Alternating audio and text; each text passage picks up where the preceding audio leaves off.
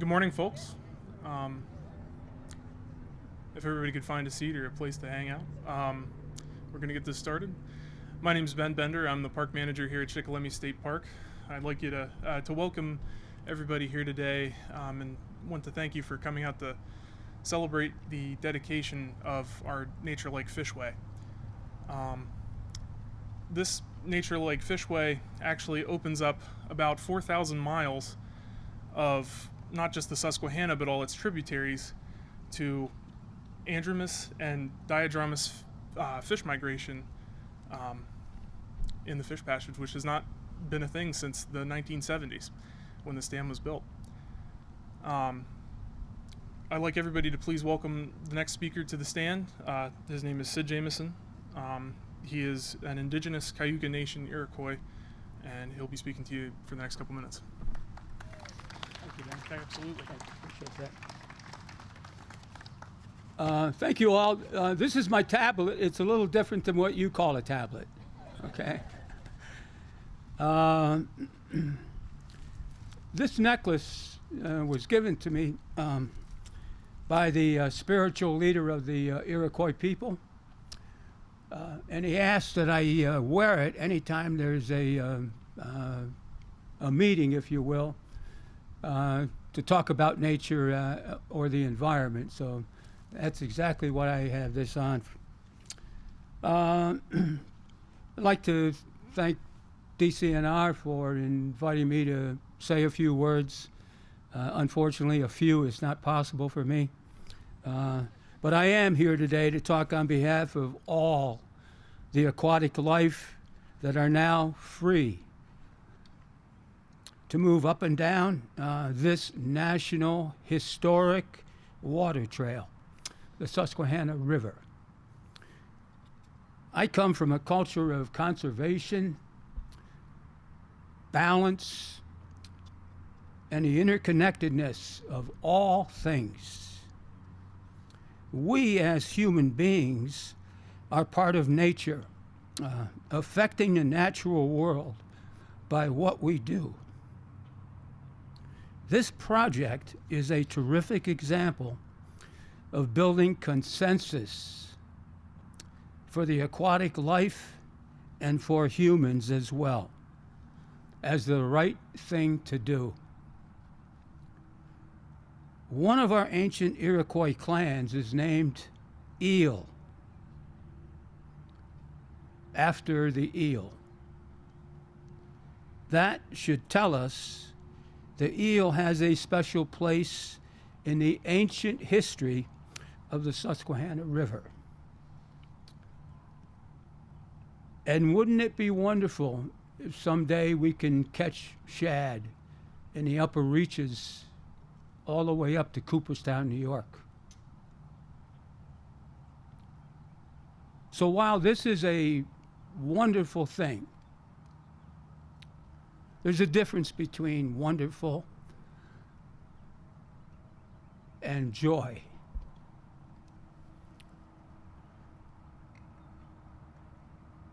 So what I'm feeling right now is joy.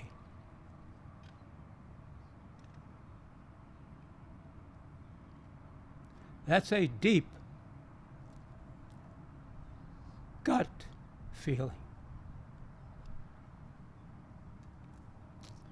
Today, for what it means to the aquatic life, I want to thank Governor Shapiro for his support, and certainly I want to give kudos to Secretary Dunn, and I want to thank all of the other participants in making this happen. Again, as a consensus, which is a huge, difficult world for some people to understand. But DCNR gets it right. So this project moved from we could to we should.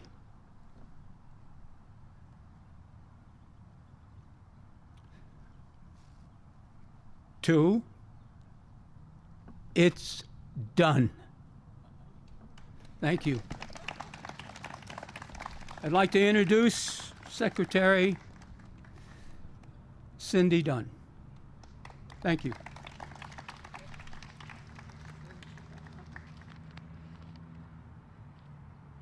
You know, Sid captured it. What I'm feeling today is pure joy.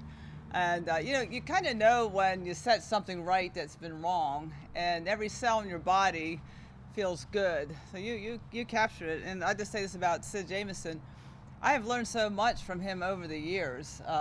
He's a scholar, he's an indigenous scholar and a history scholar, and always has words of wisdom. And I'd encourage people to spend a little time with Sid today and seek him out at other times, because you will learn something significant, I guarantee that. And thanks, Ben, for welcoming us to the park. This is one of my favorite state parks. I know people ask me all the time, what's my favorite state park? This is very, very high on my list.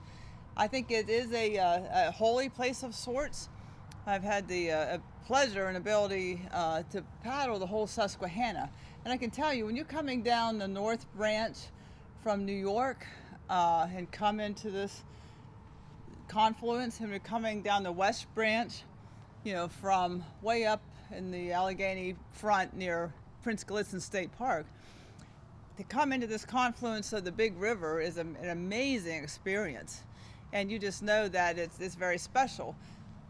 DCNR in its past, to provide outdoor recreation in a beautiful state park, created a dam for a pool so that people can enjoy the water, so people can float and boat and fish and paddle. But in doing so, the natural systems were compromised.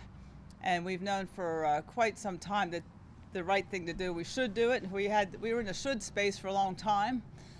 And then we put our engineers and professionals to the point I want to call out John Norbeck, our Deputy for Parks and Forestry, for giving our engineers and facilities design and construction permission to do it the best way possible, to travel up to Penobscot, Maine, to look at a design up there, to not just do the classic out-of-the-box fish passage, but to do it the best way. This is the largest East Coast river in the United States, the Susquehanna, 440 miles long. It deserves nothing better than the best.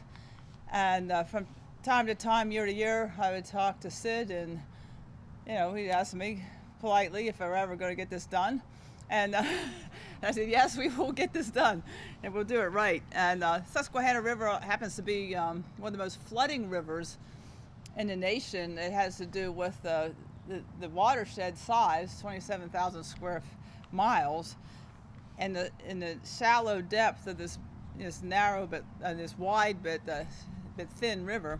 It's a very flooding river, so anything you do in the Susquehanna is challenging. And even in 1968, when Goddard dedicated the marina at probably about this spot right here, it was starting to rain in 72. I'm sorry, it was 72, and it became Agnes, and the marina he just dedicated flooded. So that's the Susquehanna, and that's what we're dealing with, a mighty river. So we had to do it right, and we did.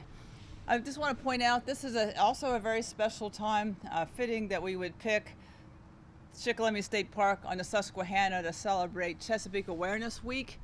Across the Bay watershed, the states of the Bay watershed, states and nonprofits who are engaged in Bay work are celebrating Chesapeake Awareness Week. So probably today, across the watershed, there'll be groups like us gathered to celebrate everything from buffer plantings to stream cleanups to oyster replenishment, you name it. So we're part of that this week, and so that's pretty special. Also, as Sid mentioned, Governor Shapiro is very interested in doing it right, getting it done. And so I knew I had to get it done under his watch, because he really, once he finds out about something, he wants to get it done fast. And he was at a Bay event about a year ago down at Susquehanna River Basin Commission, learned a little more about the challenges and opportunities and the hard work that Pennsylvanians are putting in to Bay cleanup, and that our grade had increased on ecology and the work we're doing up here. And he became very intrigued and interested in what Pennsylvania was doing, and has really helped champion funding for cleaning up the water, but also planting the trees and doing the restoration work that we're doing.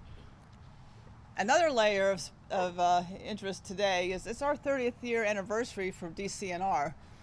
And in July 1, 30 years ago, we were created by the split of the old DER. And so for DEP and DCNR, our 30th anniversary is July 1.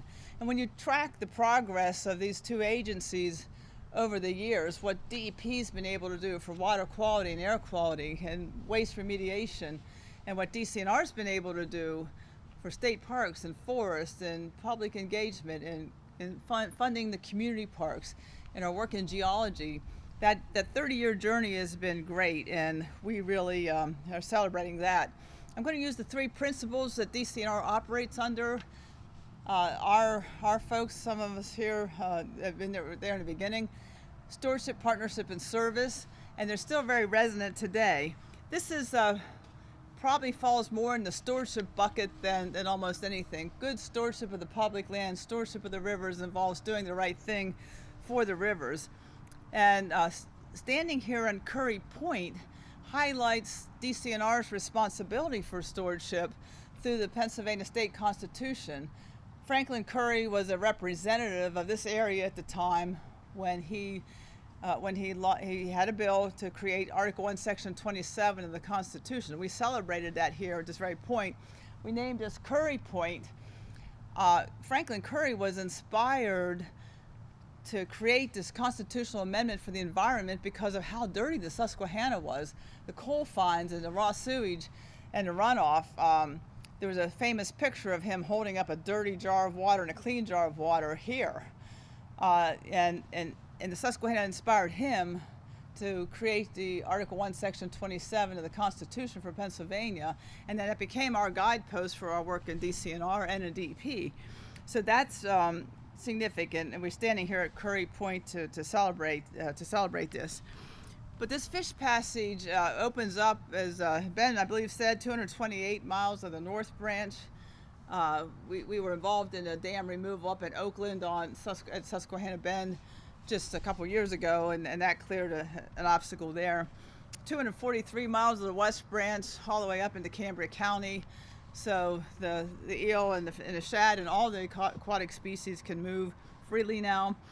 But it's also, ecologically, there'll be all kinds of movement up and down what was once an obstacle.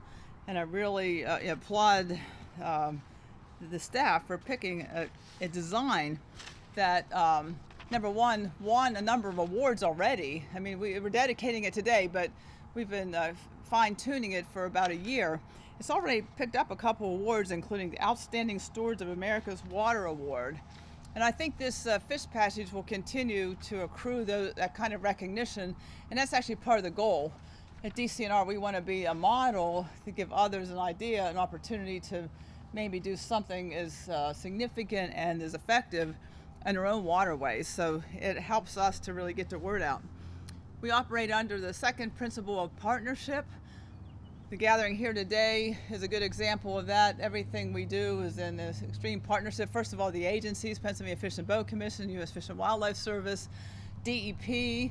On the nonprofit side, Pennsylvania Park and Forest Foundation, Chesapeake Bay Foundation, Alliance for Chesapeake Bay, Pennsylvania Environmental Council, Fish and Boat Commission I mentioned. But all these partners have made this possible. We do what we do because of support from the legislature. It turns out the legislature's in session today, so our state rep and senator are not here, but the legislature funds us to do the work we do. Also, the federal fish and wildlife agencies and all kinds of commissions, Chesapeake Bay Commission, local officials around here who will benefit from this directly, and all kinds of partnerships that we have throughout Pennsylvania. The service part of this, the third principle, I want to talk a little bit about public service. I couldn't be more proud of our staff, not only the folks that manage the state park, but our engineers who really dug a little deeper and found the best design possible. Our executive staff who really carved the way for all of our staff to be funded and do the good work they do. And so I was going to tell the DCNR staff to stand up. I think they're already standing up. With the DCNR staff, please wave your hands. Wave your hands around. I couldn't be more proud of these people. Public service is a high calling, and we're seeing examples of public servants, of government employees not being respected and being treated badly. And I got to tell you, that's not fair, that's not right. Public servants are doing the good of the public at the requirement of the public, the needs of the public.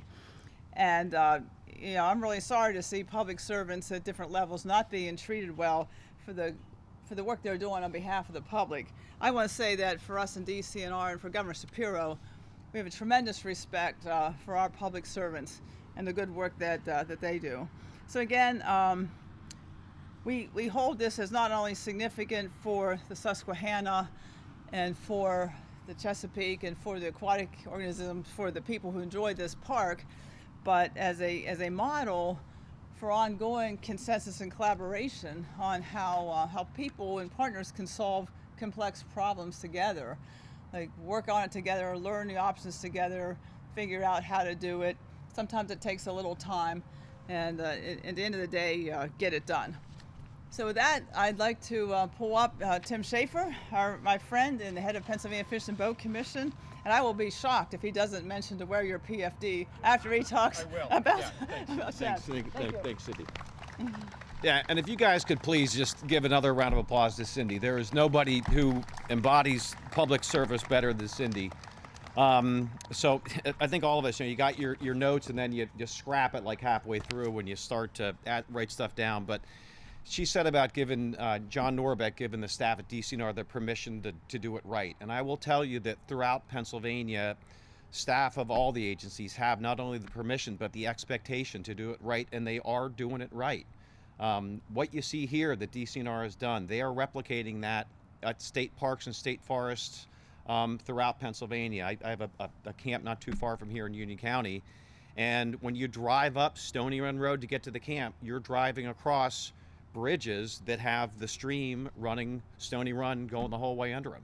Free fish passage. And if you think about it, the fish that are in the river can make the whole way up Stony Run Road, up Stony Run, because of the good work that DCNR's road crews are doing. It's becoming a part and parcel of how DCNR, the Game Commission, local road crews are doing business. And that fish passage is so important. I had a couple questions from reporters. So how does it connect to the upstream habitats? Well, American shad, American eel spend part of their life in the Atlantic Ocean, part of their life in the rivers, and part of their lives in the tributaries to these rivers. And they need all of those waterways to complete their life cycle. So a project like this is allowing them to complete the life cycle.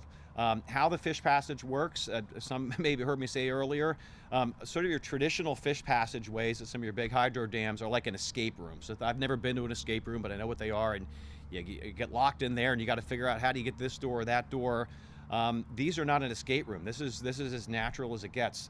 The fish don't need to think about where to go. They know where to go. They are pre-programmed to find those natural flows. The way that this thing was engineered, it mimics a natural waterway. So the fish will flow naturally from downstream to upstream.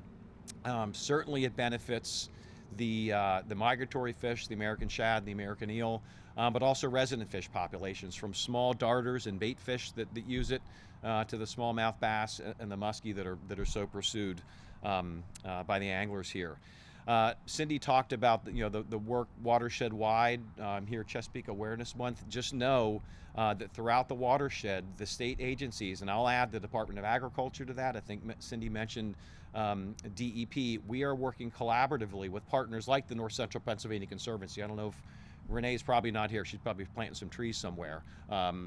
But these partnerships that are alive and well in the Central Susquehanna Valley are making a difference for the Bay. Just last year, we celebrated the delisting of a couple tributaries on Turtle Creek watershed, not far from here. Gentleman said, your son used to live right by Turtle Creek. A couple tributaries there were on the 303D list of impaired waterways. That's red. Think of blue is good, red is bad. Those red streams were turned to blue. That's what's going to help to correct the TMDL for the Chesapeake Bay, is working upstream. I do want to really make a pitch for the county conservation districts that are here locally, Union County, Snyder County, Northumberland County, Montour County. The good work that's happening on the field that's benefiting the bay would not be happening without the county conservation district. So if there are folks here from the districts, please thank you for your good work. Cindy also, in mentioning that interagency work, I was really happy to join her just downriver at the Mahantongo access.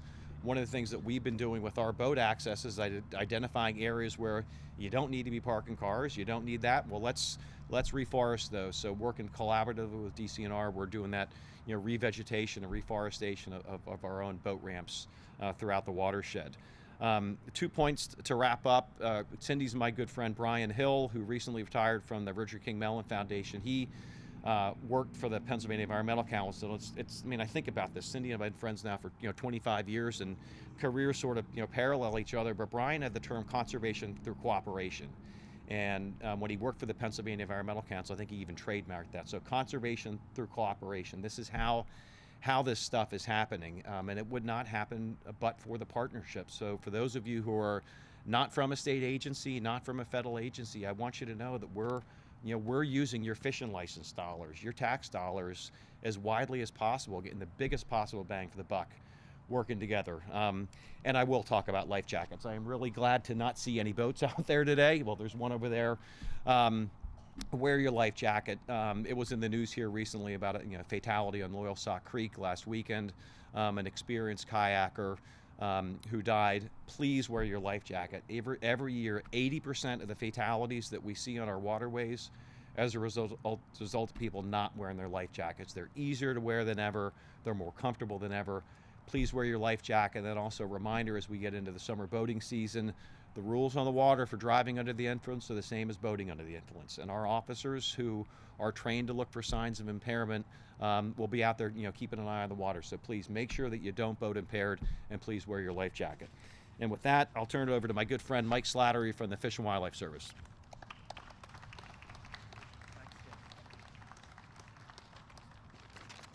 Oh man, what a day! What a day! I don't know about you, but I certainly needed it. So it's really a pleasure to be here today. Thank you so much to my friend John Norbeck, who called and invited me to this. Thank you to Secretary Dunn for going along with his request. I appreciate it, and thanks Tim for the introduction. I am with the U.S. Fish and Wildlife Service, as you heard, and I represent our Fish and Aquatic Conservation Program. And I work primarily in the northeastern United States, but I spent a major portion of my career in the Mid-Atlantic and in the Chesapeake Bay watershed. And there are thousands of dams and antiquated road stream crossings, as we've heard, all across the country, but across the northeastern U.S. And we work steadfastly work with tribes, with states, with local communities, with private landowners, to address those impediments to free-flowing fish passage. And it really is a joy to do that work, and it is made more so by the strength of the partnerships that we all have. When we're able to restore those things, when we're able to take away those impediments, we're reconnecting, reviving, and refreshing that connection that occurs ecologically upstream and downstream. It's really very important, and that reconnection is doing good for the fish, for the wildlife, for the people who live in the communities, and it brings big benefits for both nature and for the communities on the river. Removing old dams, that's important. You heard about that, but retrofitting useful ones like this one, that's really important too. This is such an elegant solution to a problem that had persisted for so long. When we're restoring floodplains and reconnecting floodplains, restoring what we call aquatic connectivity, it's free-flowing streams, it's one of the most cost-effective and efficient ways to allow nature to begin to heal itself. That's really what this is all about. And it brings back the natural flow and the natural function, and that's terribly important to that healing process. You heard also that this project was stuck in a should phase for a long time, or we could phase for a long time. I was told by folks on my team, I wasn't part of the earliest discussions that they were involved in, but they said that their first exposure to discussions about this project were in 1994. So that's a heck of a long time for something to be in the works, and we're really proud to have been involved and a partner in this all along the way. Our Mid-Atlantic Fish and Wildlife Conservation Office and more recently our fish passage engineers have become involved principally through an organization called the Susquehanna River Anadromous Fish Restoration Committee. Doesn't just exactly roll off the tongue, does it? But that's a thing. That committee is a thing, and it's important. And this is a big success story for that committee. It was a really high priority for the group. As you've heard, when the dam is inflated each year, that happens in advance of peak recreation season, and that also unfortunately had coincided with the onset of shad and herring migrations. And so that's why it was such an important blockage. And it is, or I guess I can say now it was, that's great to be able to say it was the most significant upstream impediment to fish passage ahead of the all of the hydropower dams so many miles downstream. And I'm told that when the stop logs were being removed, when the flasher boards were being removed, when this was being opened, that there were actually American eels. John Norbeck told me the story. He would have no reason to make something like this up, so I do believe him, that there were eels waiting to use the facility.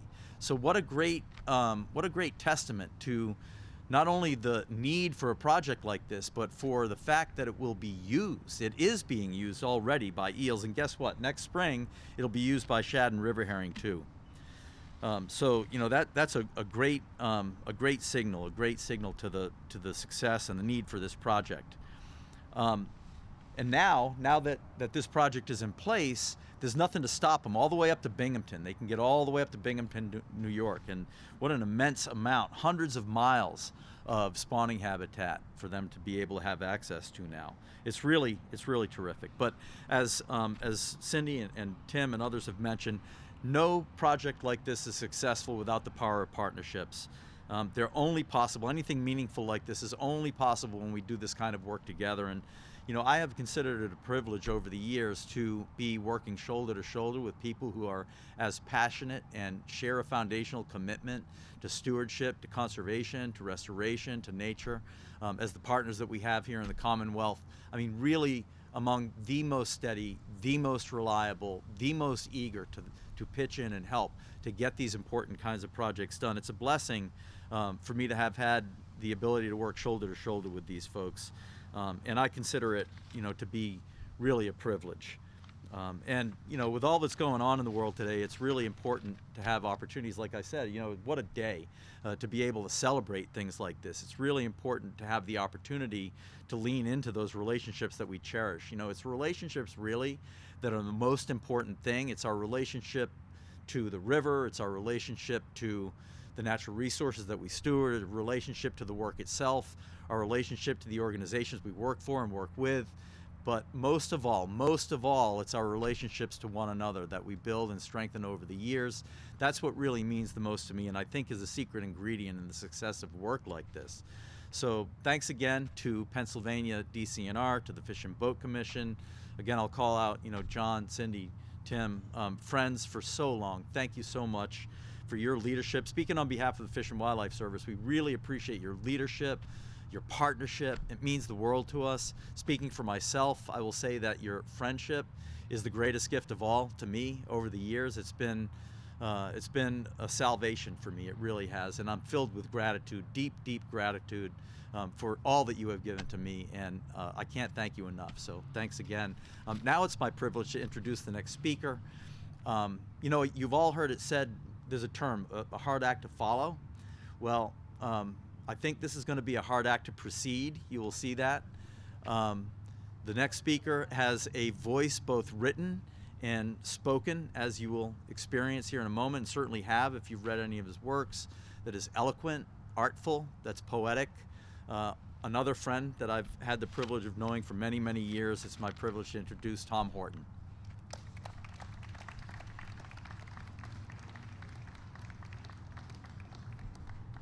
Thank you, Mike, and thanks for all the great projects you have fostered.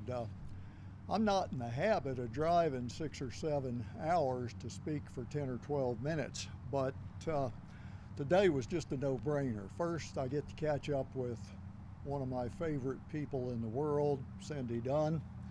Been a long time. We go back a ways. And two, I kind of owe something to the shad, and I'll explain that a little bit by reading an excerpt from an essay I wrote long ago about my misspent youth. My mother often said if she'd known all the time I was hooking school I was in training to become the Baltimore Sun's environmental reporter, it would have made her life a lot less stressful, but we didn't know that at the time. The creek, named the Marshy Hope by early settlers, provided drainage for flat Caroline County farmland on the Delmarva Peninsula, a haven for catfish and sluggish gar. In the summers, bright red tomato peels from the John Wright cannery floated bank to bank on the lazy currents, mixing sometimes with shoals of yellow feet and shiny guts fresh from my dad's poultry plant. Nothing warned it was also a high-voltage natural area until an idle cast made there on the way to fish the town lake hooked the shad. The sea-run spawners fight was sparked with all the desperate procreative amperage of springtime. The afternoon yielded me a half-dozen more charged encounters, great slabs of silver hauled precious as ingots from the tea-colored water. And it opened an everlasting emotional circuit among Angler Creek, springtime, and the oceans. All those grander implications, of course, didn't crystallize until years later. My immediate reaction was to work the handlebars of my bicycle through the mouths and gills of the 4 biggest shad so that they dangled 2 on a side. Then I rode home down Main Street, very proudly, very slowly, leaving in my wake a trail of blood, scales, and friends heading for the Western Auto Store's fishing tackle department. That was in late April 1959, and it was the formation of one man's very personal baseline data on the American shad, a benchmark against which he would inevitably measure the quality of all succeeding Maryland springs. You know, you think you hook fish and they're actually hooking you. I don't think I'm the first person to observe that. So fast forward, not too many years ago, I get a phone call from my late friend Tom Wisner, who was a marvelous singer, storyteller, bay poet, extraordinary. He wanted to sing me. He was just tickled as a kid with a new toy. He had the start of a song and he sang it to me, and don't worry, I'm not going to sing it. Who answers the prayers of the fishes, assures their abundance and more? Who guides them to life everlasting as they swim to the far distant shore? He never lived to complete the song, but Wisner, I realized, had long ago gotten over niggling questions like whether fish really prey or to whom. I thought about it for a week and decided, yeah, they do. And sometimes we answer. I decided on a spring morning driving up US 1 to Conowingo, site of the bay's biggest dam, rising more than 100 feet across the lower Susquehanna River. Built in 1928, Conowingo was impregnable, the last of 4 dams sealing off 440 miles of the Susquehanna from spring spawning runs of ocean-dwelling shad, a fish prized throughout the bay for sport and commerce.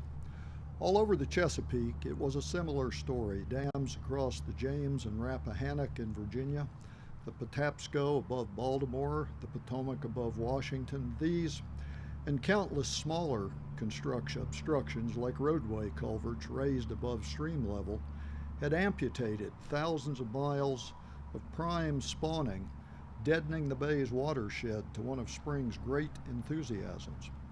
Overfishing and pollution abetted damming. The shad's numbers plummeted. Maryland and Virginia have had closed seasons now for many years. But the shad, goaded by whatever imprints them salmon-like to their natal rivers, never stopped trying to come back, generation after generation, spawning in vastly reduced circumstances, forever wanting upstream of those unyielding dams to reclaim their birthright. The imagery is just exquisite. Year after year, For more than a century in some places, these remnants of a once great nation, insistently pressing soft faces. Shad have really soft mouths they feed by filtering plankton, and their snouts are almost fragile, pressing soft faces against concrete fortresses. This is keeping the faith, entreating to go home again against all odds. This is the fish's prayer. Soft flesh pressing against yards thick concrete. It would seem an impossibly unequal contest, but it is the dams that are yielding.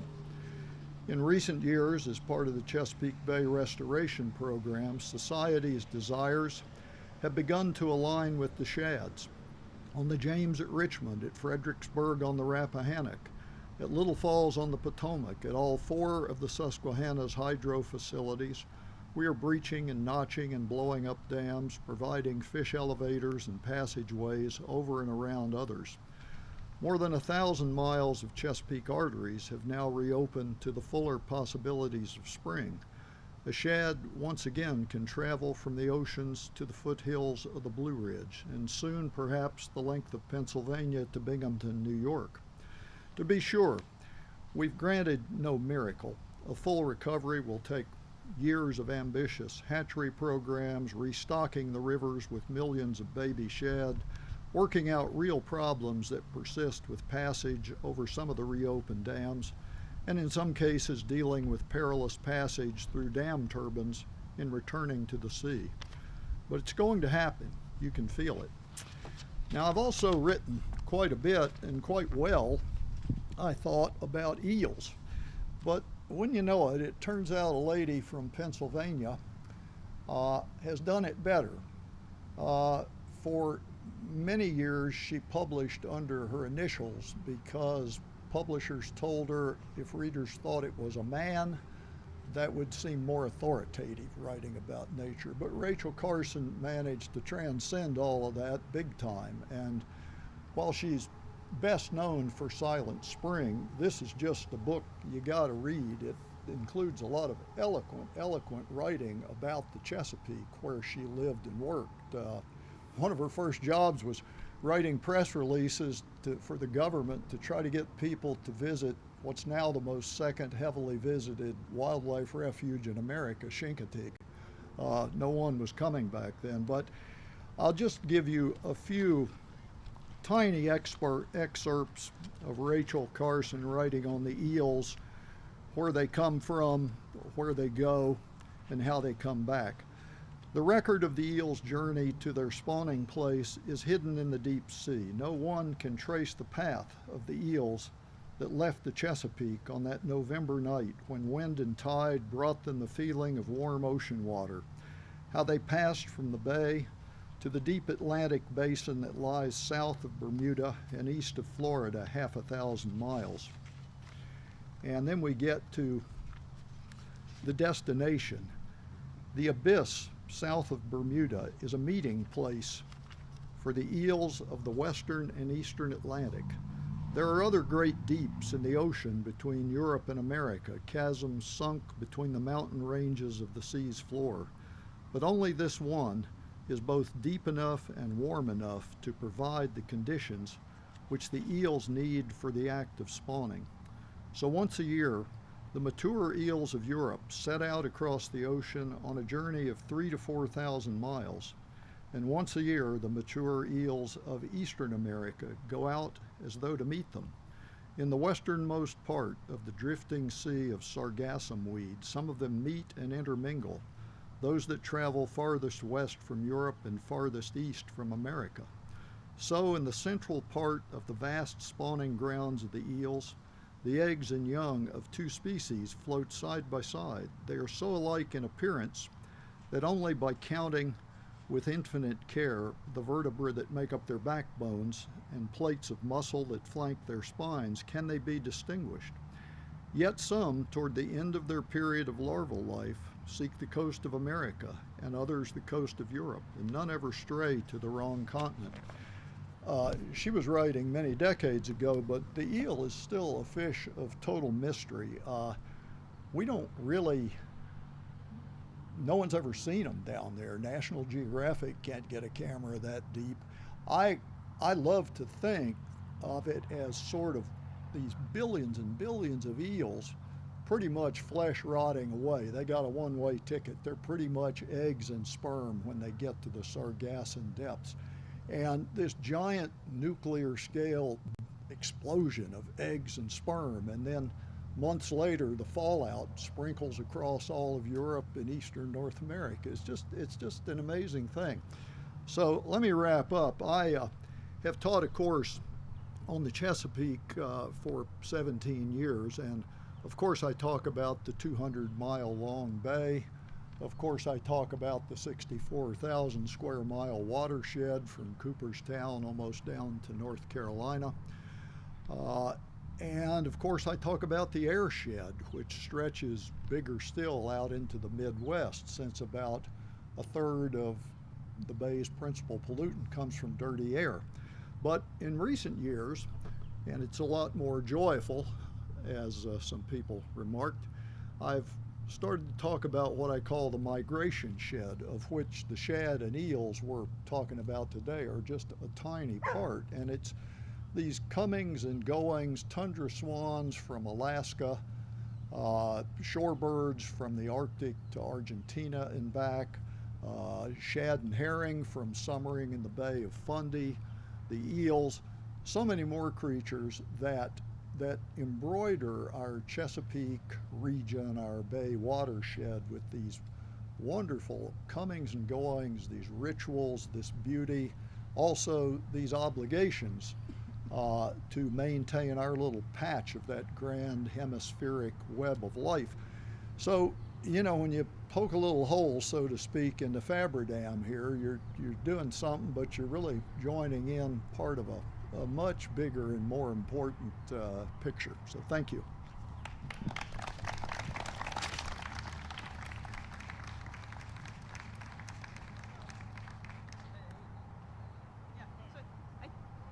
I think I asked all the speakers to come up and just stand, and Tom, if we get you back up here, I will be fired up thinking about the things I learned today.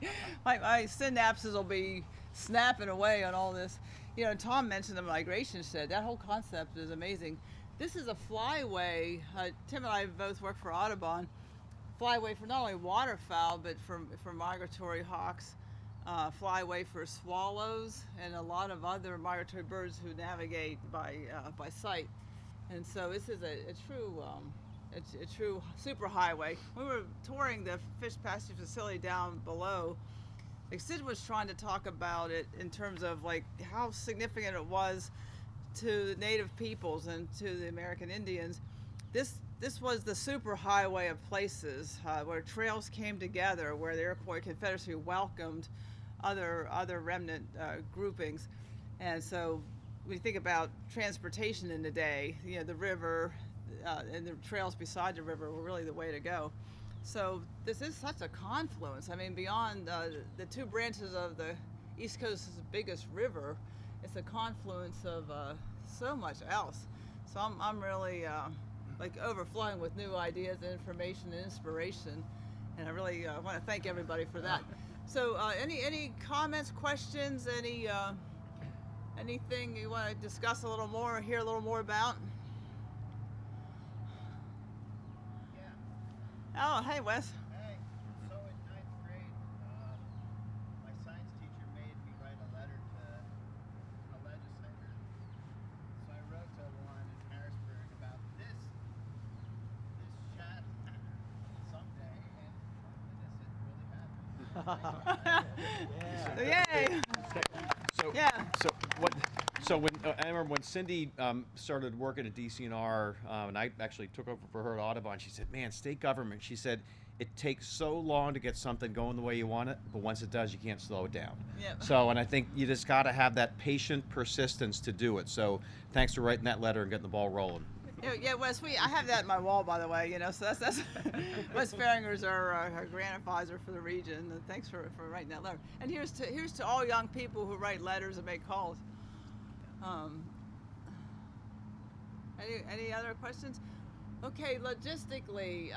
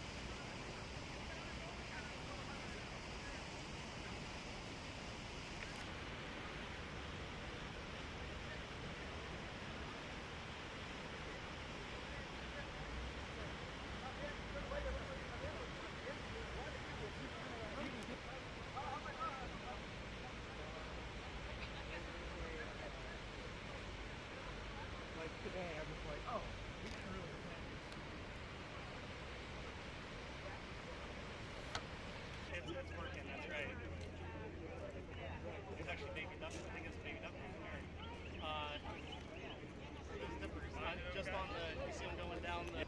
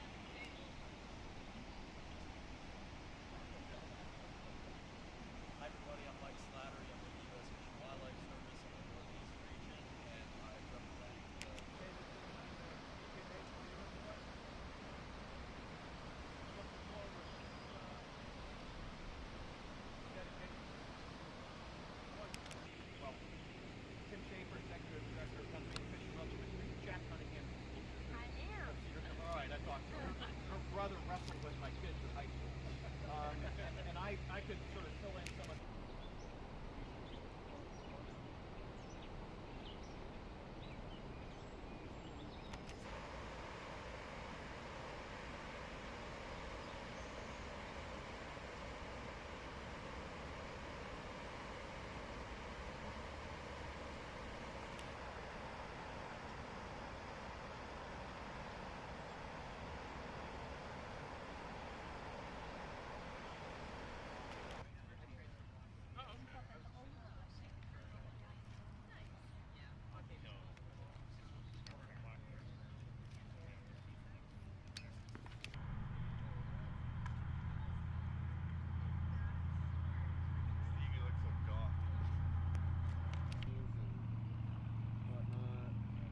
Thank you.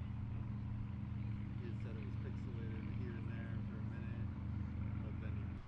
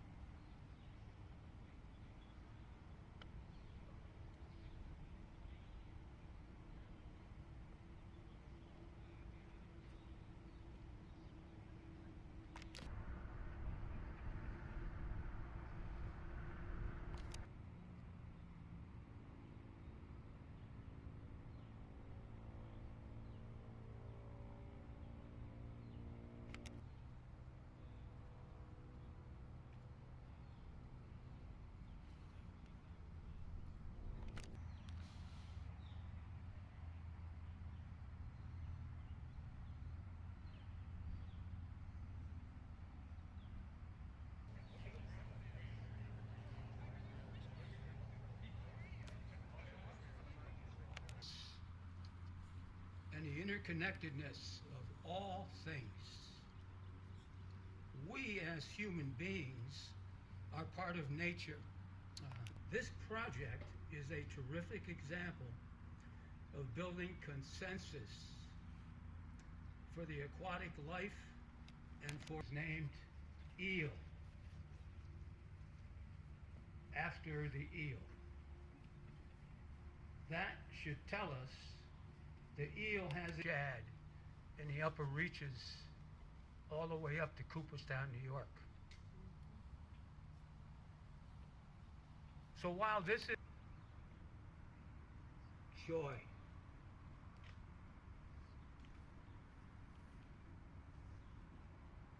that's a deep, difficult world for some people to understand. But DCNR gets it right. I'd like to introduce Secretary. Ask me all the time, what's my favorite state park? This is very, very high on my list. I think it is a holy place of sorts. I've had the pleasure and ability to paddle the whole Susquehanna. And I can tell you, when you're coming down the North Branch, fish and paddle, but in doing so, the natural systems were and we've known for quite some time that the right thing to do. We should do it. We were in the should space for a long time. Professionals, to the point I want to call out John Norbeck, our deputy for Parks and Forestry, for giving our engineers and facilities design and construction permission to do it. The Susquehanna River happens to be one of the most flooding rivers in the nation. It has to do with the watershed size, 27,000 square miles, and the shallow depth of this. You get locked in there, and you got to figure out how do you get this door, that door. These are not an escape room. This is as natural as it gets. The fish don't need to think about where to go. They know where to go. Are making a difference for the bay. Just last year, we celebrated the delisting of a couple tributaries on Turtle Creek watershed, not far from here. Gentleman said your son used to live right by Turtle Creek.